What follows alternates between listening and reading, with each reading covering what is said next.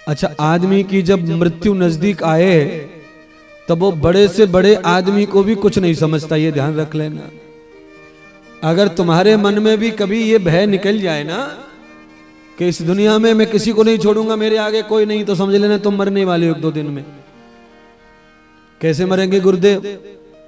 तो तुम ऐसे ही मर जाओगे, चलते चलते पैर टकराएगा पत्थर से, हल्की सी पैर के अंगूठे में चोट आएगी, तुम गिरेंगे माथे पकड़ के धरती में और मौत हो जाएगी तुम्हारी। हार्ट अटैक आ सकता है। क्रोध में, अभिमान में, गंदगी में, अविवेक में ट्रेन, बस, गाड़ी किसी से भी टकरा सकते हो। इसीलिए भाव हमेशा ये रखो कि दुनिया में कीड़ा भी अपने को मार सकता है, कोई हमें मार नहीं सकता है, हम सबको मार डालेंगे। ये भाव आया तो समझ लेना तुम मौत के नजदीक आ गए हो।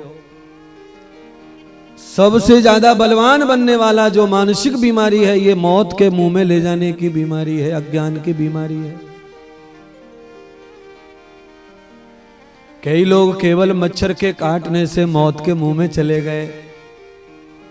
अच्छा बोलो, आपके गांव में एक आधा आदमी मच्छर काटने से मरा है कि नहीं?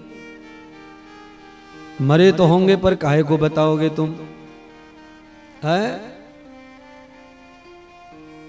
अभी 2 साल पहले कोरोना में ही डेंगू आया था छत्तीसगढ़ में।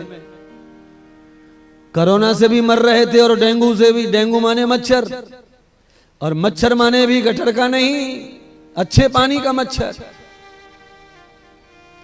तो मच्छर जान ले सकता है, ये आदमी को मरने का भय जरूर थोड़ा बहुत होना चाहिए। जो आदमी रास्ते चलते चलते मृत्यु के भय से भयभीत रहता है, वो घर सफर सही पहुंचता है। और रोड पर जिस आदमी को मरने का भय समाप्त हो जाता है, वो घर पहुंचना मुश्किल होता है, वो रोड पे ही सिमटेगा। इसीलिए गाड़ी में बैठो तो डर के बैठो, गाड़ी चलाओ तो डर के चलाओ, रोड पे चलो तो डर के चलो। अच्छा, कुछ लोग इतने निकम्मे रहते हैं कि गाड़ी में जैसे ही बैठे के पूरे ऋषि हो जाते हैं। ड्राइवर उनको भगवान नजर आता है। अरे चाचा गाड़ी चला रहे हैं, अब डर काहे को?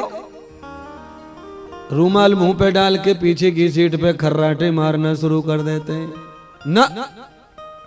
अगर आप मुझसे पूछें तो मैं तो एक ही बात कहूंगा कि जब से मैं गाड़ी में सफर कर रहा हूं, रात दिन मैं नहीं सोता।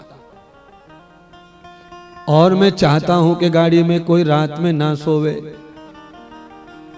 क्योंकि सोने के बाद रात में सफर नहीं करना चाहिए। पर कठिन है महाराज, ड्राइवर के भरोसे लोग सो जाते हैं, ये गलती कर रहे हैं सोने वाले। आप सब मुझे अच्छा मानते हो तो मेरी बात जरूर मानिए। चाहे चाचा, चाहे पापा, चाहे पति, कोई भी गाड़ी चला रहा हो, पर तुम मत सो। ड्राइवर को जगाते रहो,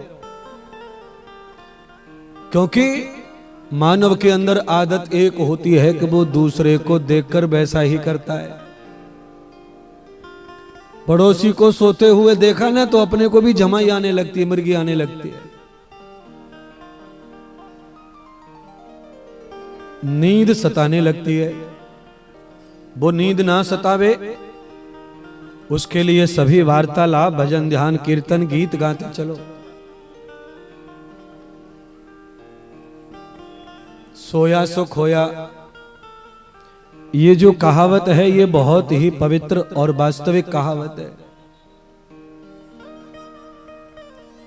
इस कहावत का पालन करने वाला व्यक्ति मंजिल पर, सफर पर पहुंचता है।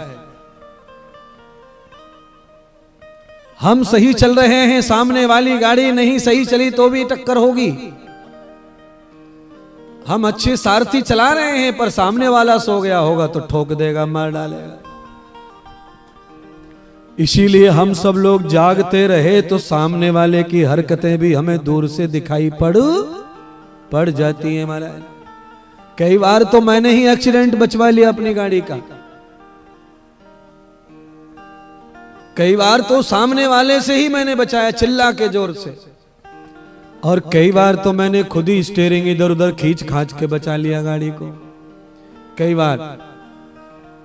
कई बार मैंने खुद स्टीयरिंग को घुमा के एक्सीडेंट को बचाया। पर ये तब संभव हुआ तब क्योंकि मैं चेतन अवस्था में गाड़ी में सफर कर रहा हूं, जागृत हूं, देख रहा हूं, समझ रहा हूं। आप भी वैसा ही करो। क्यों? आदमी जागता है तो हाथापाई कर लेता है, छीना झपटी कर लेता है, बचाने की कोशिश कर सकता है, पर ज्यादातर कलेक्टर सीट पर, कलेक्टर सीट माने दूसरा नाम कंडक्टर सीट, उस सीट पर ज्यादातर आदमी सोता ही है। और ये पति पत्नी दोनों जब कार में रहते हैं तो पत्नी की तो खासम खास आदत है कि वो तो सोती है बगल में बैठ के। पति ड्राइवरिंग पे और पत्नी बगल में बैठी हो कलेक्टर की सीट पे तो सोती जरूर है वो। इसीलिए पति पत्नी दोनों सफर कर रहे हो ना तो इनके मुंह में साबुत सुपारी ठूस दो कि बेटे घर पहुंचे जब तक ये सुपारी को चबाते जाओ, फोड़ के पटक दो सुपारी को, नींद ना आ जाए। अच्छा, लोग सही भी कर रहे हैं एक तरह से। लोग कहते हैं महाराज हम गाड़ी चलाते हैं इसीलिए गुटखा खाते हैं, तम्बाकू खाते हैं। सही बात है, नींद तो भयंकर सताती है, कुछ खाते रहे तो नींद से बचे रहते हैं महाराज। पर ना, नींद कम से कम आए उसके लिए रात में सफर में एक बहुत बढ़िया औषधि है मेरे पास, उस औषधि को हमेशा साथ में रखो। हाँ देख लो, हमने बताया भी ना, पहले सुन लिया इसलिए बता भी दिया। उसने तो अपने पति को संतरा निचोड़ लो आंख में, है क्यों सरिता? कथा सुनती है ज्यादा इसलिए सब बातें पता है तुझे। आंख में संतरा ना निचोड़ने का बताता मैं पगली। मैं कहता हूं कि संतरा जो है आदमी को मुंह में खा लेना चाहिए और संतरे के छिलके को भी दाढ़ के नीचे दबा के रखना चाहिए। विटामिन सी अत्यधिक होने के कारण तत्काल 1.5 सेकंड में ब्रेन में चला जाता है संतरा। दाढ़ से ऊपर की दाढ़ है ना, ऊपर की दाढ़ से संतरे का संबंध 1.5 सेकंड में ब्रेन में चला जाता है उसका असर, और नींद भाग जाती है। संतरे का छिलका चबा लो और उसे मुंह में धर के गाड़ी चलाओ, 10 घंटे तक मुंह में रखा रहेगा टुकड़ा, और 5 मिनट के बाद में संतरा का छिलका मीठा मीठा लगने लग जाता है। मैं तो हमेशा वही करवाता हूं अपने सारथी से और स्वयं भी, और सत्संग सुनाता रहता हूं रात भर, बड़ी बड़ी बातों पे, टिप्पणियों पे, तर्कों पे बात करता रहता हूं, सत्संग चलता रहता है।